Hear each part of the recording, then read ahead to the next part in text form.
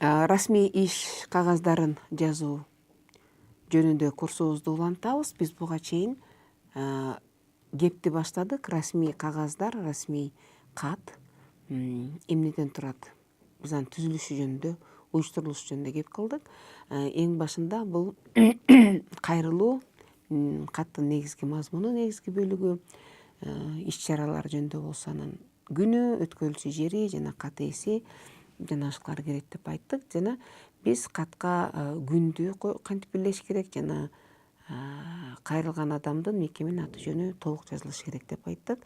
Эми кайрылуунун мазмуну жөнүндө. Негизи кыргыз тилинде туруктуу кептик бирдик катары негизи урматтуу деген сөз колдонулат. Мисалы, урматтуу меймандар, урматтуу семинардын катышуучулары. Же болбосо урматтуу, анан мисалы Айжан Тургуновна жана башка адамдын, жеке адамдын аты жазылат. Же болбосо мен айткандай жалпы жамаатты жана башка топту да атай турган сөздү урматтуу шайлоочулар, урматтуу мугалимдер, урматтуу студенттер жана башка деп айтышыбыз керек, жазышыбыз керек. Расмий чөйрөлөрдө кыргыз тилинде салттуу түрдөгү сый көрсөтүүнүн белгиси болуп эсептелинген жанакы эже, мисалы Айжан эже же болбосо Нурбек байке деген кайрылуулар колдонулбайт, албетте бул түшүнүктүү нерсе. Ал эми жеке адамдын атынан кийин мырза же болбосо айым деген сөздөрдү колдонуу дагы салыштырмалуу жаңы көрүнүш болуп эсептелинет кыргыз тилинде. Жана менин жеке оюм боюнча бир кандайдыр иерархиялык айырмачылыктарды көрсөтүп турат. Андыктан аны дайым эле баардык иш кагаздарында, баардык каттарда колдонуу мүмкүн эмес. Себеби деген кат алуучу көп учурларда мындай шериктеш же болбосо статусу жагынан, ээлеген кызматы жагынан бирдей тең орунду ээлеген адамдардын ортосунда да болушу мүмкүн. Же болбосо өзүнүн статусу же болбосо ээлеген кызматынан өтө жогору турган адамда жазган кат болушу мүмкүн да. Ошондуктан ушул мырза жана айым деген сөздү колдонуу бул негизи жалпы эмес, кандайдыр бир жекече фактор катары кароо керек деп эсептеймин. Себеби ар бир кат жазганда ошо кат ээси өзүнүн жеке өзүнүн турган ордунан баалаш керек да. Мен ушуну баланча деген адамга жазып атам. Ошону мен мырза деп атасам орундуу болобу, айым деп атасам орундуу болобу деп ушуну чечип алыш керек. Бул мындай кыргыз тилинде жалпы баардык каттарга тиешелүү деп эсептелбей турган кайрылуучу сөздөр да бул мырза жана айым деген сөздөр.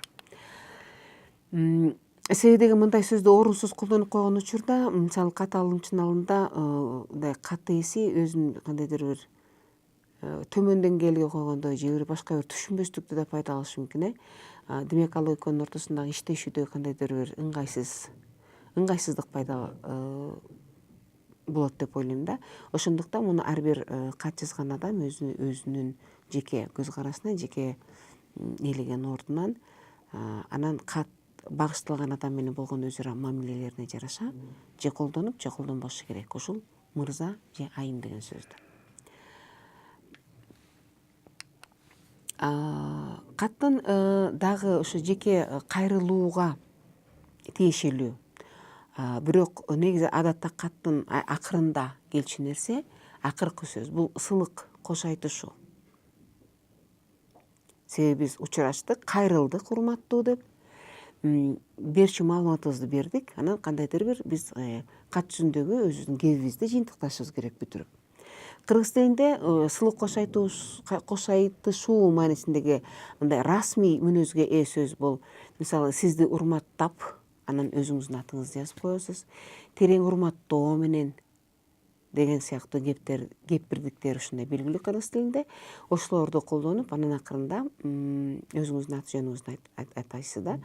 Бирок негизи кыргыз тилинин негизи маданий ченемдерине мындай ылайык келе турган нерсе бул жөн гана аты жөнүн жазып коюу дагы болот. Ушуну менен чектелсе дагы болот. Мисалы, кандайдыр маалыматты берсеңиз, өтө салтанаттуу, өтө мындай бир расмий мааниде эмес, тескерисинче бир нааразылыгыңызды билдирсеңиз, же болбосо өтүнүчүңүздү билдиресизби, же кыскача бир жумушчу иретиндеги расмий катпы, ошондо улам эле сизди урматтоо менен же терең урмат менен деп улам эле ысылык кош айтышып отпосо, жөн гана аты жөнүңүздү билдирип койсоңуз болот да.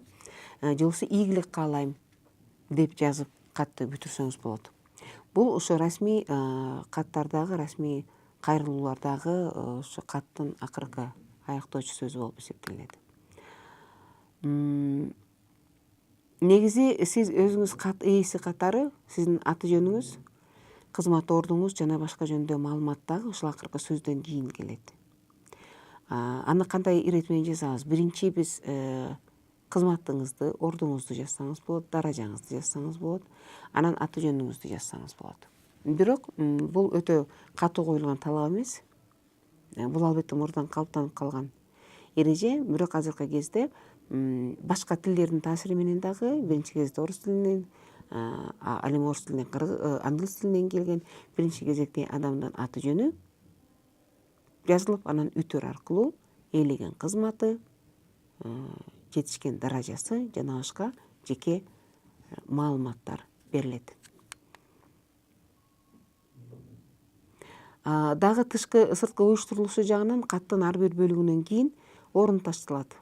Жаңы абзацтан башталат, жаңы саптан башталат. Кийинки бөлүк ушундай бир интервал же бир кичине аралык таштап анан жазылышы керек. Негизи ушул катты уюштуруунун жогоруда аталып кеткен баардык эрежелер тең негизи кыргыз тилине гана тиешелүү эмес, баардык эле тилдерде колдонула тургандыгы белгилүү нерсе да. Негизи бул кеп азыр кыргыз тилинде кайсы сөздөр колдонулат, кайсы сөздөр орундуу, ошол гана жөнүндө. Ал эми сырткы уюштурулушу негизи баардык тилдерде, көпчүлүк тилдерде жалпы болуп эсептелинет. Айрым бир айырмачылыктары бар, бирок алар олуттуу эмес. Биз каттын түзүлүшү жөнүндө жалпы айттык. Каттын башы жөнүндө айттык, кайрылуу жөнүндө. Анан кат эмне менен аяктайт, ошол жөнүндө айттык. Каттын структурасы, каттын түзүмү жөнүндө сүйлөшөлүк. Бул негизи кептик дагы, анан башка дагы өзгөчөлүктөрүнө тиешелүү болот. Негизи иш кагаздарынын кайсы гана түрүн биз жазбайлык, кайсы гана жол менен жеткирбейлик. Негизи маалыматтын тексти белгилүү бир структурадан турат. Баардык эле расмий иш кагаздарынын, баардык эле расмий каттардын түзүмү, түзүлүшү, структурасы негизи бирдей болот. Бул дагы эле жанакы иштик чөйрөдөгү кайсы бир маалыматты көрүнүштөрдү кабыл алууда биздин калыптанып калган стереотиптик мамилебиз ошол мындай туруктуу болуш үчүн керек. Себеби маалыматты издегенде катты алган катыбызды, алган бир расмий кагазды алганда биз кайсыл жерде эмне жазылгандыгын ошону билип калабыз да. Кээ бир адамдар мисалы башын окуйт, кээ бирөө ким жазганын окуйт. Туурабы? Анан негизи уюштуруш жагынан, тартип ирет жагынан ушундай структурасынын бирдей болушу дагы өтө маанилүү болуп эсептелинет. Негизинен иш кагаздары кыска жана стандарттуу түрдө болот.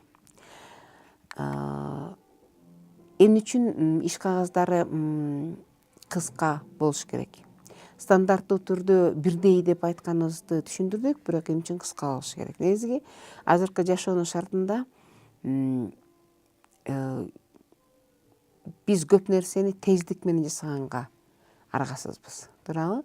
Бизде убакытты башкаруу, убакытты үнөмдөө, кайсы бир убакыт чегинде бир нерселерге жетишүү, үлгүрүп калуу деген нерсе өтө чоң мааниге ээ. Себеби саясий жашообу, экономикалыкпы, маданийби, ишкерлик чөйрөдөгү жашоолорбу негизи аябай тездик менен жылып, тездик менен өсүп, өзгөрүп, мындай өөрчүп турат. Ошондуктан негизи аябай узун, кенен жазылган катты мындай окуп отуруу, аны окуп түшүнүү мындай көп убакыт негизи жетишпейт да. Андыктан кыска жазылган кат, стандарттуу түрдө жазылган каттар негизи убакытты үнөмдөгөнгө жана ал жерде берилген маалыматты таанышып аны менен, аны өздөштүрүп, аны билип, аны кабыл алганга мындай көп убакыт талап кылынбагыдай болушу керек да.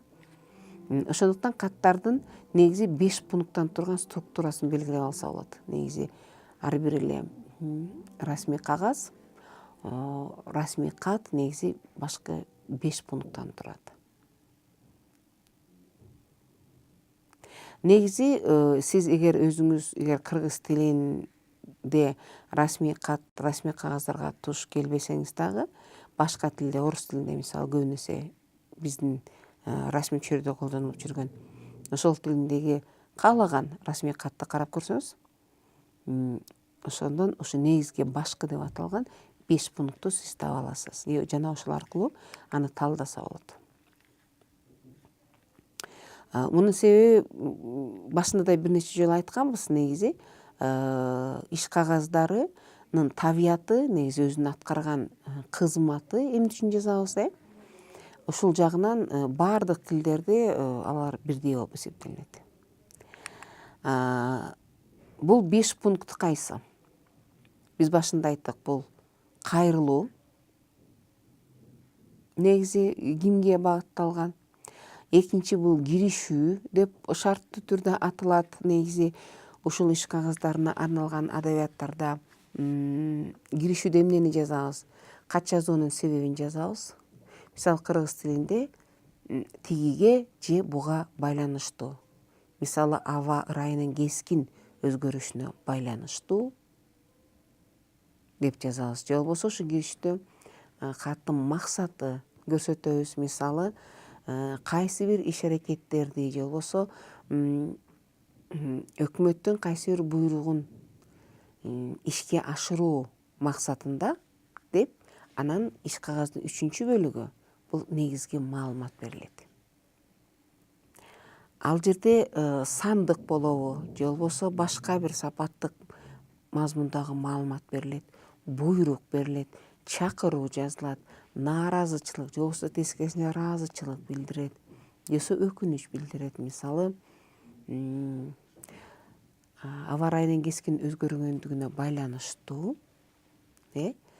Мисалы Кыргызстандын мектептеринде мисалы 20-январдан тартып, мисалы 25-январга чейин сабактар токтотулат. Анан бул негизги маалымат. Анан 4-чү бөлүк, 4-чү пункт бул күтүлүүчү аракеттер. Мисалы ошол мектептерде сабактар болбойт деп маалымат бердик. Андан ары эмне болуш керек? Ал жерде каалоо, өтүнүч же негизги маалыматка байланыштуу буйрутма, же жооп иретиндеги иш аракеттер жана башкалар көрсөтүлүш керек. Мисалы ушул себептен же болбосо мектептин директорлору бул маалыматты мектеп окуучуларына жана ата энелерге жеткирсин деп жазылат. Бул кошумча буйрутма. Жана 5-чи бул акыркы сөз. Каттын ээсинин сый көрсөтүүсүн билдирген сөз. Мисалы эгерде бул зарыл болсо жана каттын мазмунуна туура келсе, кат ээсинин аты жөнү жана кызматы жазылат. Мисалы биз келтирип жаткан мисалда мисалы мектептерде убактылуу сабактар токтоо жөнүндө мисалда, ал жерде жөн гана аты жөнү, кызматы жазылат. Мисалы Кыргыз Республикасынын билим берүү министри же билим берүү министрлиги деп ошо кат кимдин атынан жазылгандыгын, ким ошо каттын ээси экендиги көрсөтүлөт. Демек, биз айтып өткөн расмий каттардын, расмий иш кагаздарынын түзүлүштөрү 5 пункттан турат дедик. Бул биринчиси кайрылуу, кимге багытталат, киришүү, эмне себептен, эмне максат менен жазылган. 3-чү негизги маалымат, эмнени айтайын дегенсиз. 4-чү негизги маалыматка байланыштуу күтүлүүчү аракеттер, эмне андан ары болуш керек, ошого байланыштуу негизги маалыматка байланыштуу же ошого таянып эмне болот. Жана 5-чи бул акыркы сөз болуш керек. Кат ээсине сый көрсөткөндүгүн билдирген сөз же болбосо жөн гана анын аты жөнү, кызматы же болбосо мекеменин аты болсо мекеменин аты жөнү көрсөтүлүш керек. Бул каттын түзүлүшү эмнеден турат? Бул структурасы болуп эсептелинет. Кийинки сабактарда биз ушунун ар бирин кененирээк карап өтөбүз.